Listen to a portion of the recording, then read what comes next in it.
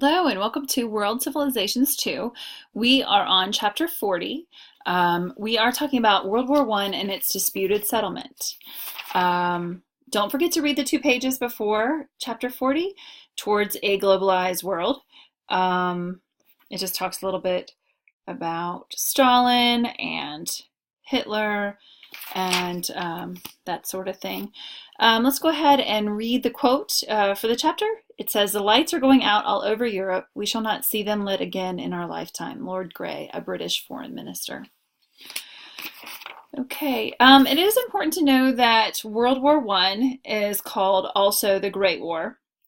There was another war that was called the Great War, and that was the war, the 30 Years' War in the 1600s. Okay. And this is the next one that's called the Great War because there was so much devastation. Definitely a lot of devastation in the 30 Years' War. Okay, so it was not called World War I until there was a World War II. Okay, so I wanted to read a quote by a man that I went to his lecture today. His name is Timothy Snyder. He is a professor at Yale. He is a tyranny specialist, and he knows 6 to 8 languages and knows an awful lot about fascism in and around World War I. So what he says a nationalist is, he says a nationalist says, that will never happen here in this country, as the nationalist watches his nation commit horrific atrocities. But a patriot is different. A patriot says that may happen here, but together let's look for it and stop it before it does. So we just have to be very careful about being so Eurocentric or ethnocentric that we think that we're above atrocities or above looking into gross abuses of power. I think that we need to take each and every, just a reminder that we take each and every one as something to investigate, to find the truth to, because when we make all politicians are honest, or all politicians are not, or all presidents are honest, or all presidents are not, when we do this kind of, or all teachers are honest and all teachers are not, or all professors are honest and all professors are not, that's a stereotype, and we need to just do it individually so that we don't create a problem in a nation. Really love that quote by him. If you ever get a chance to read it or to listen to any of his YouTube lectures, he is phenomenal. Okay, so it is really important to understand the pre-war diplomacy.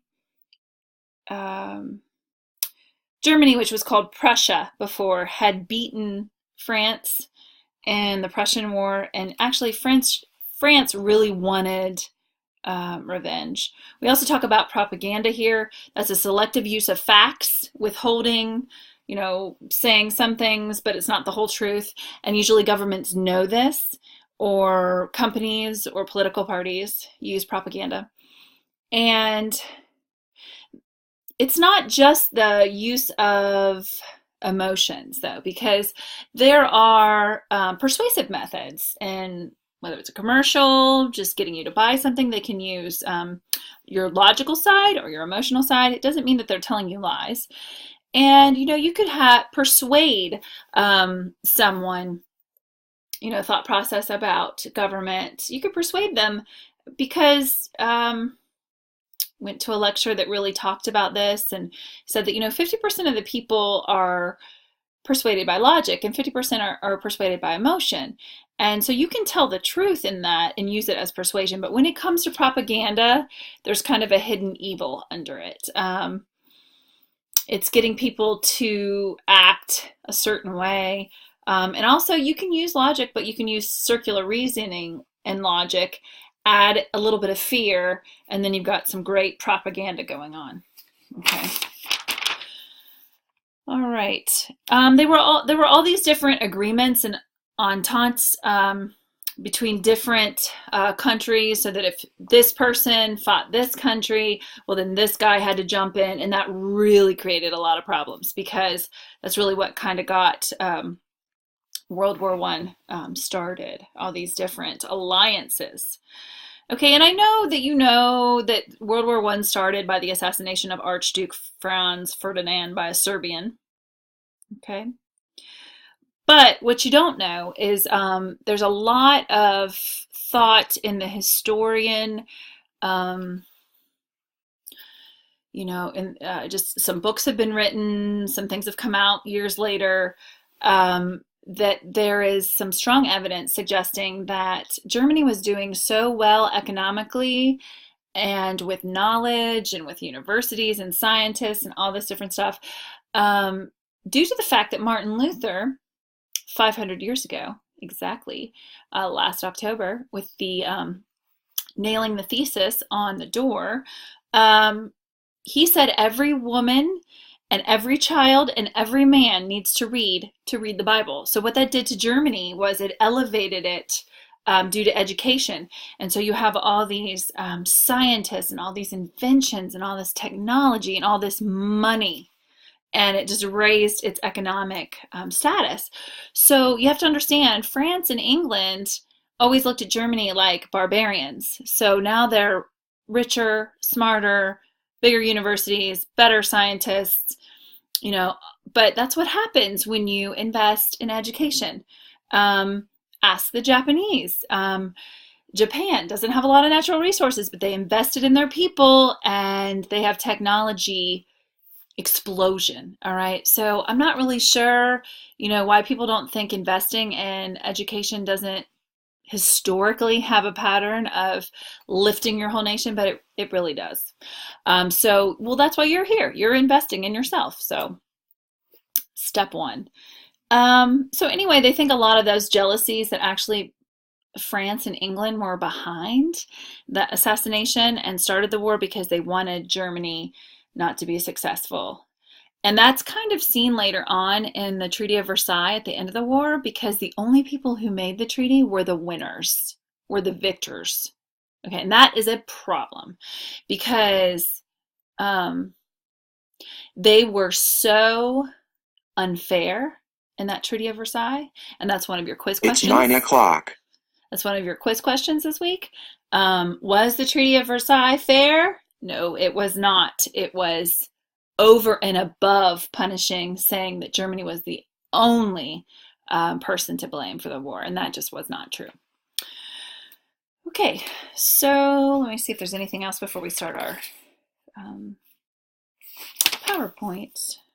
Just be careful of nationalism. A lot of times nationalism isn't so much about patriotism and bringing all kinds of people together that are part of the nation.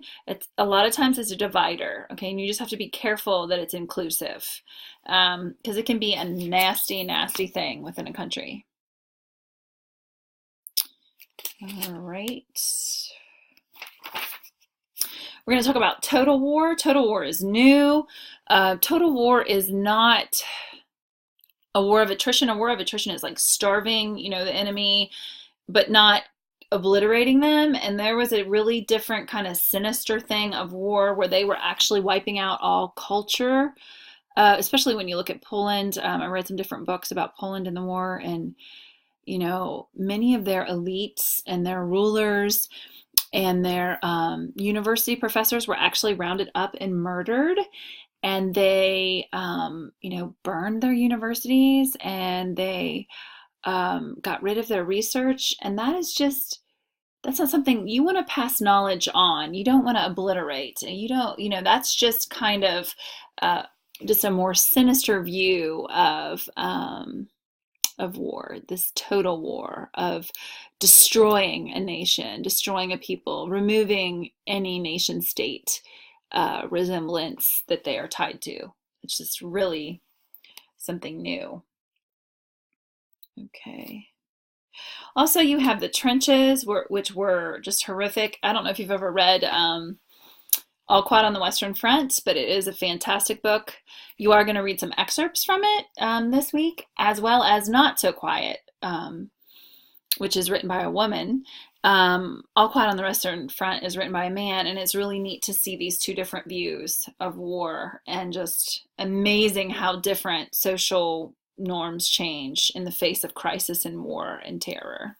It's really amazing. But what's beautiful is the human spirit um, is fantastic. How humans respond to each other in a good way.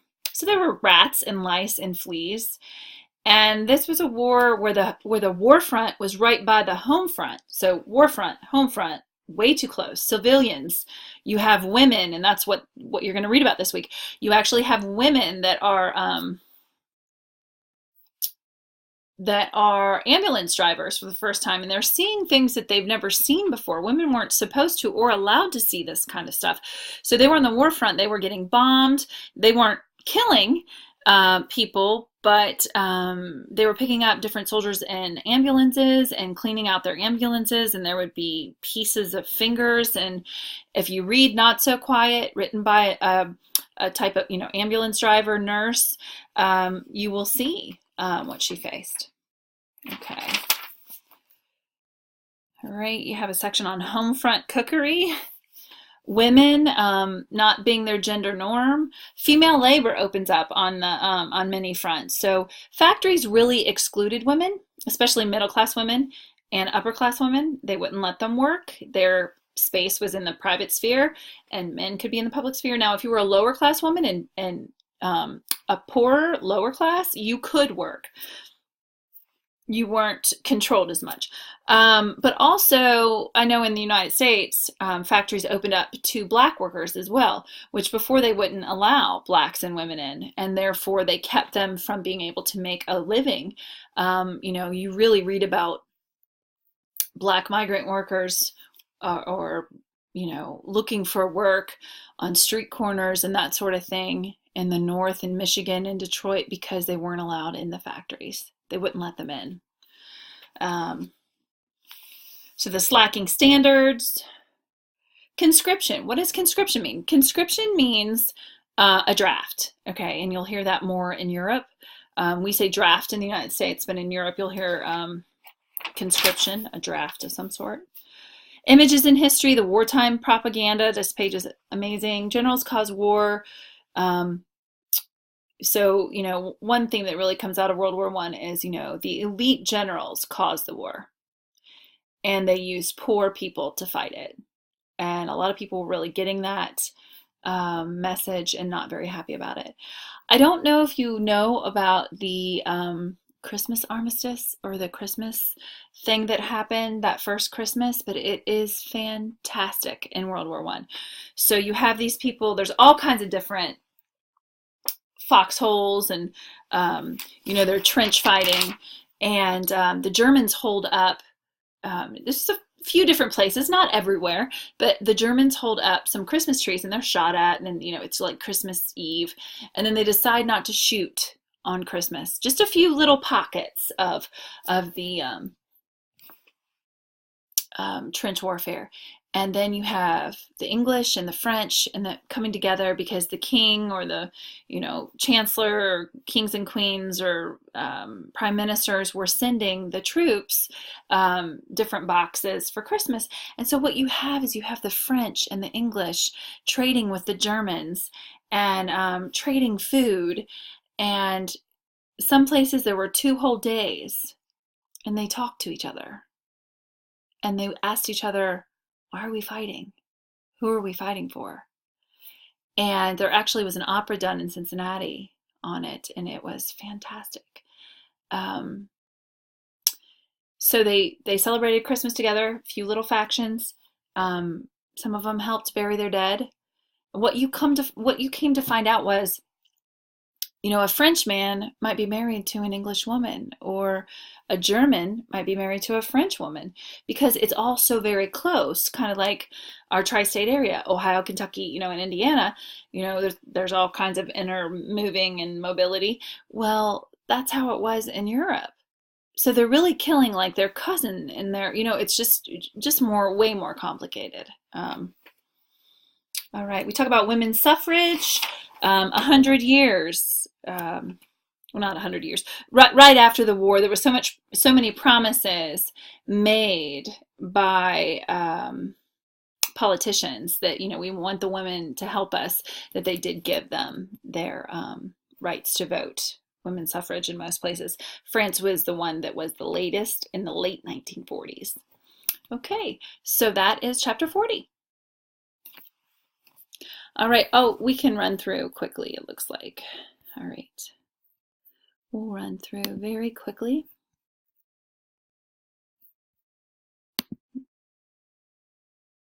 Alrighty. We'll just look through. Okay, so here's a World War I and its disputed settlement. And there you have a trench. All right. The different alliances and treaties that were really lining people up to fight each other. And then you have the Paris Peace Treaty.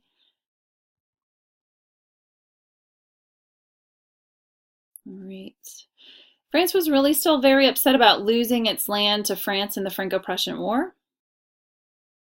Okay. Causes of war.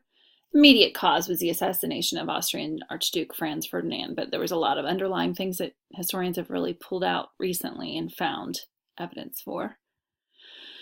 Causes of war. This event triggered World War I. The assassin, his name was Gavrilo Princip, and he was later apprehended. Within a week in August, most of Europe was at war. Italy delayed bargaining with both sides for months. Central powers, you have Austria-Hungary, Germany, Turkey, Bulgaria, allies, Serbia, Russia, France, Britain, Italy, and Romania. United States and Greece entered in 1917 on the Allied side. Now, what's really interesting is there is a really cool thing I learned from a lecture that I went to in grad school about baseball, that the French really coveted American soldiers because they could, especially Black American soldiers, they were recruiting actually, because they could throw a grenade so far. And the reason they could throw a grenade so far was because of baseball. Military action, the different fronts. Okay. The German and minefields, machine guns, and trenches. Terrible stalemate occurs. All right. U.S. enters the war in 1917. Vitally important to the Allies. Russia withdrew from the war after the revolution of 1917 because they were having their own country's revolution. U.S. sent fresh troops and supplies to bolster wearied allies. Okay, the painting depicts the unprecedented savagery of the fighting in World War I. Machine guns, repeater guns, exploding artillery, landmines, hand grenades, and aerial bombardment were all new weapons, and that raised the casualty levels several degrees higher than had been seen in previous wars.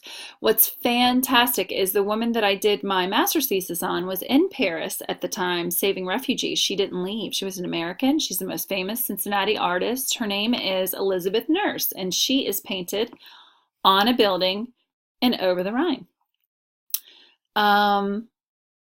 So she actually writes about, when I read her letters and her primary sources, she writes about seeing what she calls an albatross, which was a tiny plane that held two men, and it flapped its wings and it flew, and this was German technology, and it was dropping bombs, and it actually blew like the arm off of a little girl, and she talks about that, but the little girl was okay. She was saved, but very sad. She talks about other children bringing her gifts, and then she also saw the blimp go over Paris because, you know, Germans were trying to take over Paris, but they did not, and in World War I, and so she sees them dropping bombs and sees a blimp. So like, the German technology was off the charts, and we talked about why earlier, just education. Collapse of Central Powers. In the fall of 1918, Austria surrendered unconditionally. Bulgarian Ottomans already defeated. Kaiser abdicated. Provisional government asked for peace on basis of Wilson's 14 points. Home front during the war. First total war affected civilian life. Full mobilization of civilian populations through propaganda. Food, fuel, clothing were rationed. All active men, 17 to 60, were regarded as soldiers in the war for production. And that's called conscription when you're drafted. It's a term used in Europe. Government took more control of economy. Labor was allocated by bureaucracy, not the market. Raw materials, currency, imports, new taxes, control of wages, rents, and consumer prices. Okay. Home front during the war. Women entered the labor force, filled places left by men going off to war. Good pay, patriotism, even coerced Coercion was used. Many new occupations now open to women. I will say that when men came back to the United States, women and blacks were pushed out automatically. There was no even secondary thought about keeping them there, and they lost their jobs without some sort of compromise of any kind. Okay.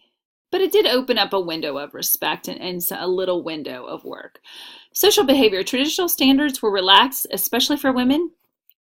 Women demanded birth control, dress and conduct less restrictive, alcohol consumption increased, profound permanent effect, scarcity of marriageable men, changed norm of acceptable sexual conduct. Rural youth, especially, never returned to pre-war lifestyle.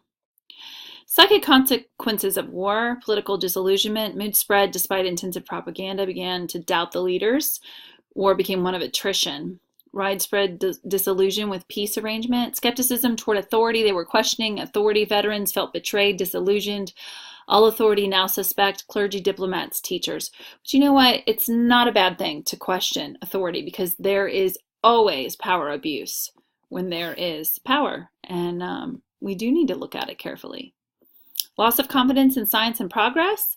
Real doubt if there really had been any victors, because there was so much death and destruction. Psychic consequences of war. The draining off of males to battlefields after 1914 opened the way for millions of women to enter the jobs, and that's what that poster is. Some positive elements. Fine arts, new ideas, perspectives, theories, politics. Women got to vote in most countries now. France was one of the latest. I want to say 1948 women in France got to vote, and I believe it was 1920, around 1920. British women got to vote first, and then American. Okay, not sure why they don't have that on a slide. Psychic consequences of war. Portrait of Field Marshal Earl Kitchener. Kitchener was a military hero for Britons ever since his defeat of the Sudanese Mahdists at the Battle of Omdurman in 1898. The Girl on the Land serves the nation's needs. This was a YWCA poster.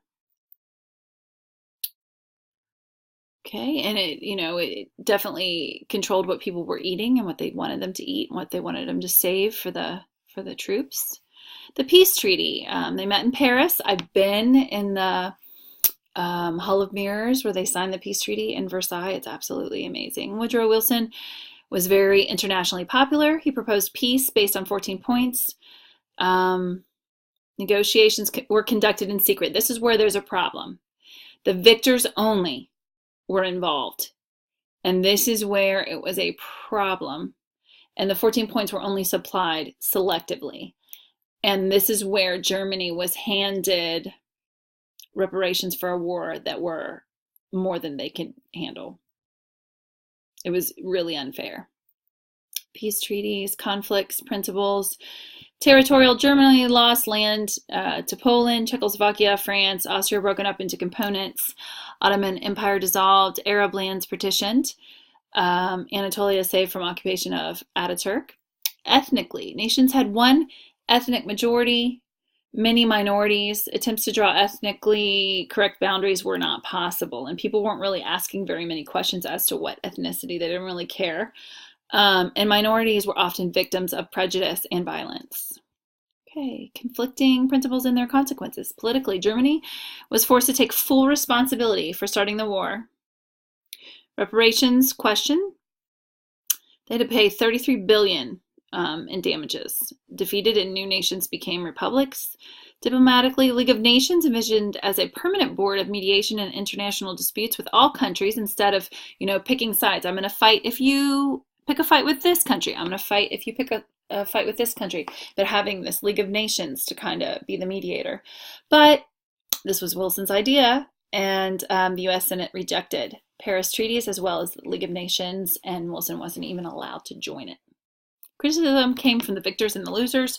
Germany was left too big, was France's complaint. Peace guided by vengeance, definitely. Lots of hostility. Peace did not bring about ideals discussed earlier. John Maynard Keyes called it a Carthaginian peace. which was very harsh if you know anything about Carthage, and the Punic Wars between